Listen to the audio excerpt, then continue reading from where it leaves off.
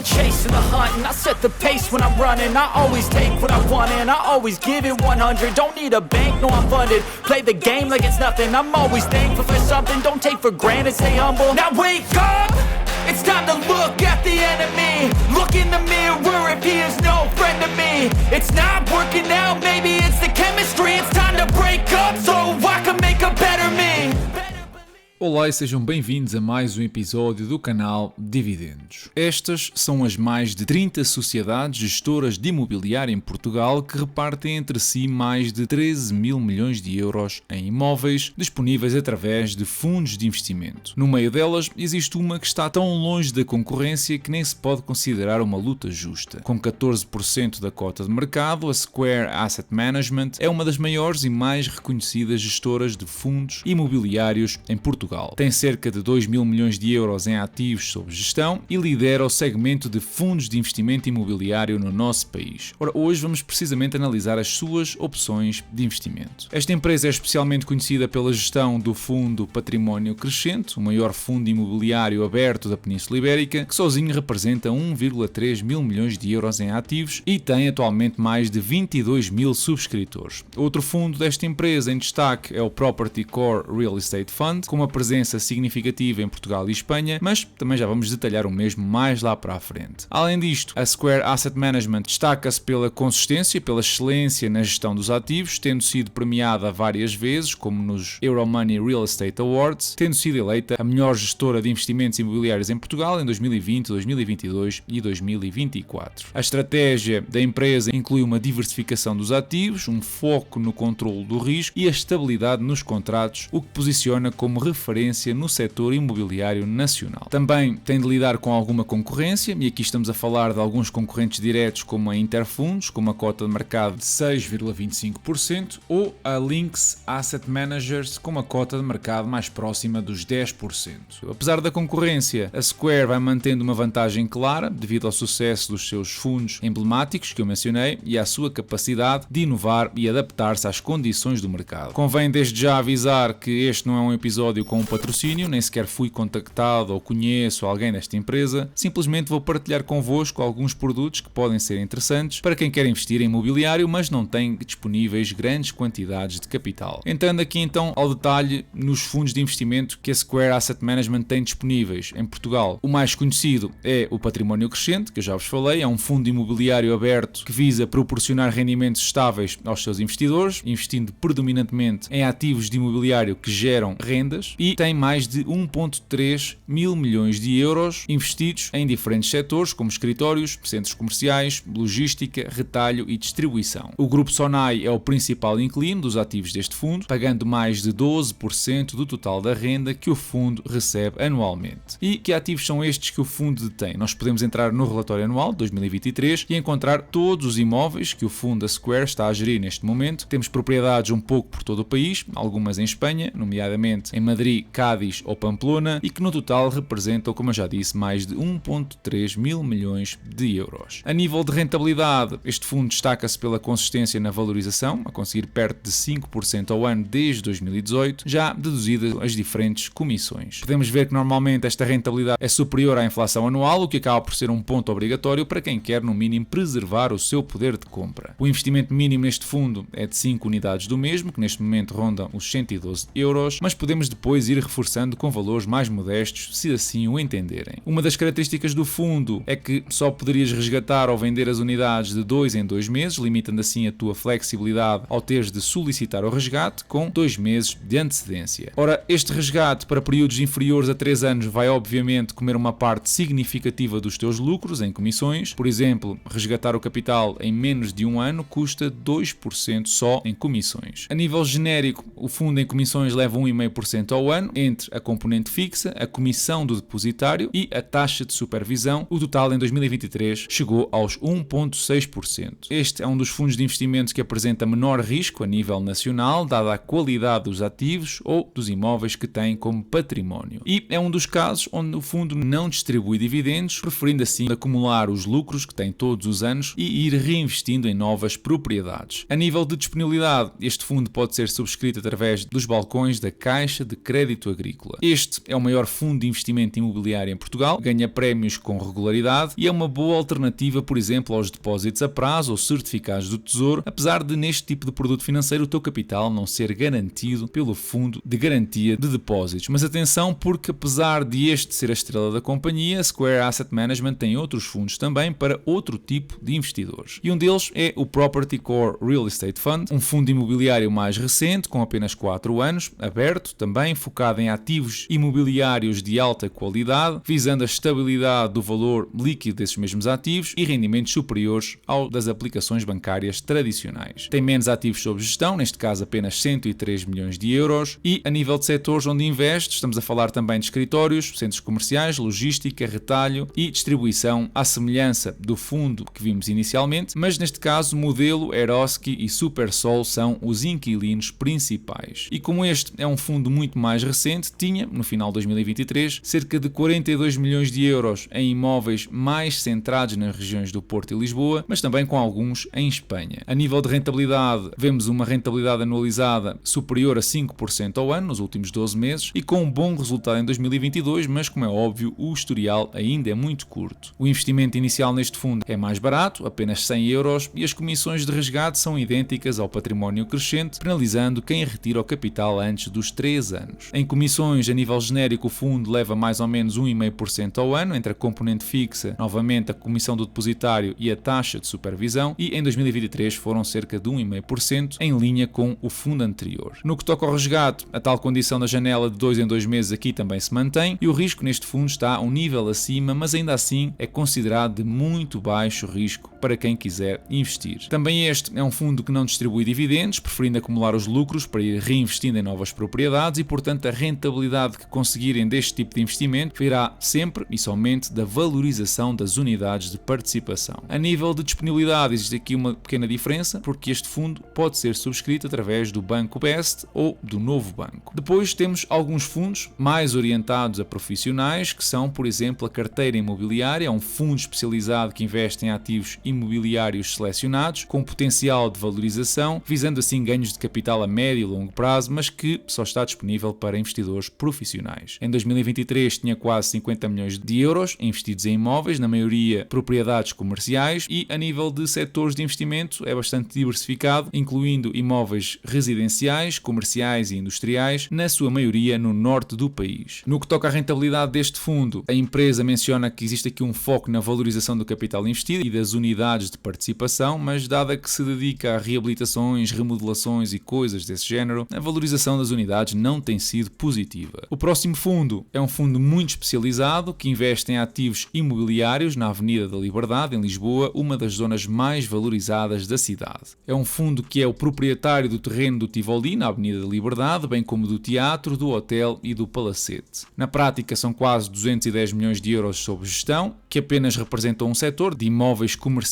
e de luxo, e a nível de rentabilidade, a empresa neste fundo foca-se na valorização devido à localização premium do imóvel, e como é um fundo fechado, a única forma de vocês conseguirem unidades é comprar as mesmas a alguém que as queira vender ou que a Square decida, entretanto, aumentar o capital do fundo, não sendo assim um investimento muito acessível ao comum dos mortais. Depois temos um fundo orientado à área da saúde, o Saúde Invest, especializado em ativos imobiliários no setor da saúde, como clínicas, hospitais e lares de idosos, recebendo as rendas dos mesmos. Mais uma vez estamos a falar de um fundo exclusivo para investidores profissionais e, portanto, não está ao nosso alcance como investidores a retalho. São sensivelmente 153 milhões de euros investidos em 4 hospitais, como o do Lagos, Lusíadas, Albufeira e Boa Vista, com a inclusão de várias frações de uma clínica também na Boa Vista. O setor de investimento aqui é bastante explícito, neste caso saúde e bem-estar, e a nível de rentabilidade é interessante ver que tem conseguido superar os 6%, chegando mesmo a aproximar-se da média do S&P 500, se alargarmos o horizonte a 10 anos. Para terem uma ideia, este fundo distribuiu quase 10 milhões de euros em dividendos no ano passado. O penúltimo fundo que eu tenho para vos apresentar é um fundo especializado que investe em prédios urbanos em Portugal, com um foco na diversificação geográfica e que neste momento está maioritariamente ocupado pela indústria alimentar, mas, e mais uma vez, está apenas disponível para profissionais. É um fundo mais recente, que ainda não cumpriu um ano de existência e tem mais de 148 milhões de euros em diferentes imóveis de norte a sul do país. Investe sobretudo no setor de retalho alimentar, por exemplo, lojas do Pingo Doce, mas mas eu não consegui encontrar aqui grande informação no que toca aos inquilinos. A nível de rentabilidade, como ainda não fez um ano, também a informação não está disponível, mas mais uma vez também não é importante porque não temos acesso ao mesmo. Por fim, a empresa gera ainda outro fundo de investimento, o Fundo Fórum Coimbra, especializado na gestão do centro comercial Fórum Coimbra, um dos principais centros comerciais do centro do país e também dedicado exclusivamente a investidores profissionais. O imóvel está mais ou menos avaliado na casa dos 185 milhões de euros, incluindo aqui também alguns terrenos da zona de Santa Clara.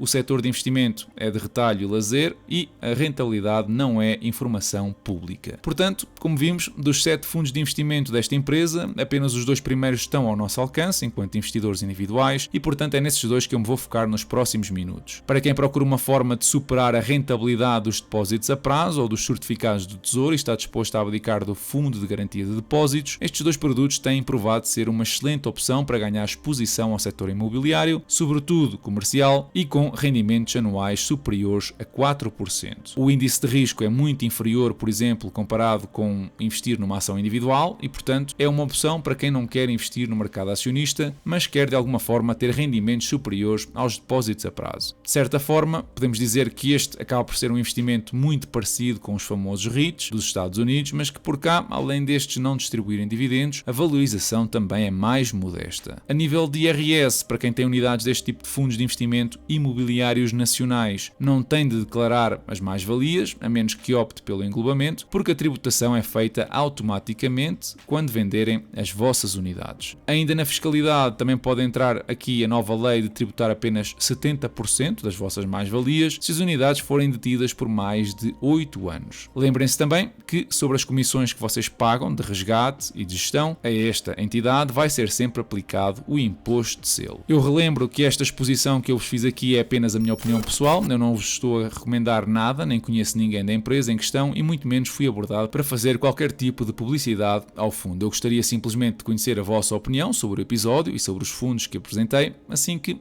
passem pela caixa de comentários e partilhem a mesma. Esta foi uma semana maioritariamente positiva para os principais índices mundiais, com o Ibovespa e o índice mexicano a voarem em sentido oposto, com perdas superiores a 1%. Superior a 1% continua a ser a inflação cá e um pouco por toda a Europa. Há 3 meses consecutivos que as maiores economias estão numa trajetória ascendente no que toca à inflação, e isto num contexto onde o Banco Central Europeu vai em sentido contrário no que toca às taxas de juro. Com economias como a da Alemanha a claudicar, vai ser interessante perceber nos próximos meses o comportamento da inflação na Europa, porque existe o sério risco de um novo pico, talvez não a valores dos 10%, como vimos no passado, mas que possa perfeitamente voltar a chegar aos 5% ou 6%. Ficou também definido que o IAS vai subir quase 3% no próximo ano, um valor que vai superar os 522 euros. Esta subida vai ser importante para quem recebe as prestações da Segurança Social, como pensões ou os subsídios de desemprego, já que estão indexados precisamente a este indicador. O que também vai aumentar no próximo ano são as portagens, apesar de estarem indexadas à inflação e não aos apoios sociais, podemos esperar um aumento também superior a 2%, depois de no ano passado terem subido 5%. Notícia importante para quem tem certificados de aforro em papel, vão deixar de ser válidos em 2029. Portanto, com a digitalização cada vez mais abrangente no que toca a serviços e produtos, este é mais um passo na direção certa de tornar o processo muito mais ágil e flexível. A IGCP vai dar instruções até fevereiro de como se deve proceder, mas em princípio vai passar por uma visita ao balcão do CTT para realizar o processo. Para quem não fizer, o capital vai ser amortizado automaticamente numa conta do IGCP e depois será entregue caso seja reclamado. No que toca ao portfólio de ações, o mesmo fechou nos 58% de valorização e arrecadou $83 em dividendos no mês de novembro. Ainda antes de fechar o episódio, dizer-vos que vão estar ativas neste mês de dezembro 2 promoções relativas à comunidade no Patreon e no Discord. A primeira é que eu estou a oferecer um mês grátis da modalidade aristocrata aos primeiros 10 que entrarem no Patreon e clicarem no link da promoção. E a segunda, para quem já apoia o canal, eu ofereço um mês gratuito ao usarem o código DIVPT em qualquer subscrição do tipo anual. Portanto, passa pelo Patreon e pondera juntar-te a nós e assim desenvolver o teu conhecimento nesta temática dos investimentos. Não te esqueças também de deixar o teu like por aqui e seguir-me no Instagram. Da minha parte, eu desejo-vos uma excelente semana e bons investimentos.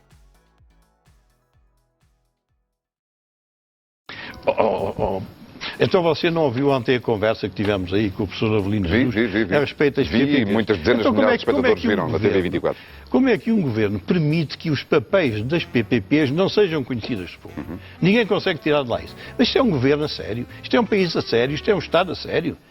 Então escondem os papéis é porque há lá coisas duvidosas. Com certeza, se os papéis não tivessem nada de recear, quer dizer, quando chega a este estado de debilidade, e é uma debilidade que resulta de todos estes grandes partidos estarem com as mãos metidas nisto. Os que saíram e os que estão. E por é o seguinte, escondem e enganam a sociedade. Eu acabei de ver há pouco aqui uma declaração do arquiteto Cisa Vieira, uma figura reconhecida em Portugal, enfim, não pela sua intervenção política, porque de facto ele não tem muita, nem muita nem pouca, não tem. É um arquiteto reconhecido internacionalmente e ele acabou de deixar aqui uma frase que está a ser noticiada em vários locais, que diz: em Portugal há a sensação de se viver de novo em ditadura. Merece-lhe algum tipo de comentário esta declaração? Bom, esse comentário, enfim, não sei em que é que se funda o arquiteto Cisa Vieira. Ele diz que, daquilo que eu li, que há a sensação de que se negocia, mas de facto não se negocia nada e, portanto, que se impõe uma determinada verdade aos portugueses. Mas isto é uma ditadura seletiva, porque para aquilo em que a ditadura seria precisa, não se age. Aquilo que eu sinto na população é que começa a não querer esta democracia. Não quer estes deputados, não quer estes políticos, não quer estes governos, quer qualquer coisa que não lhes leve o salário todo. E esta é uma realidade comezinha. Qualquer pessoa da sociedade percebe que não dá nenhum prazer viver numa sociedade em que está cada vez mais falido. Porque não é só o Estado que está falido. Esses milhares de pessoas, centenas de milhares de pessoas que recebem 400 ou 500 euros, eles estão falidos. E se a falência não se revela noutro aspecto, revela-se nas dificuldades com que eles estão a sobreviver. Então, seguinte, eu acho que é um momento de grande autenticidade moral de um governo. Ou é capaz de atacar estes interesses, subtraindo-se deles. Claro que se no PSD houver interesses metidos nas PPPs, nunca mais se resolve. Então, seguinte, é preciso saber se este tipo de PSD tem interesses incompatíveis com o bem público. Se tem interesses incompatíveis, saem. Agora, o chefe do governo é que não pode autorizar que as PPPs andem mês para mês, desde há 14 meses, sem se fazer coisa nenhuma. Porque esses 1.000 milhões que o ministro referiu, não se sabe o que é. Não se sabe se são 1.000. Não foi clarificado. You're representing this country and I know you're going to play your hearts out, so let's go shock them all.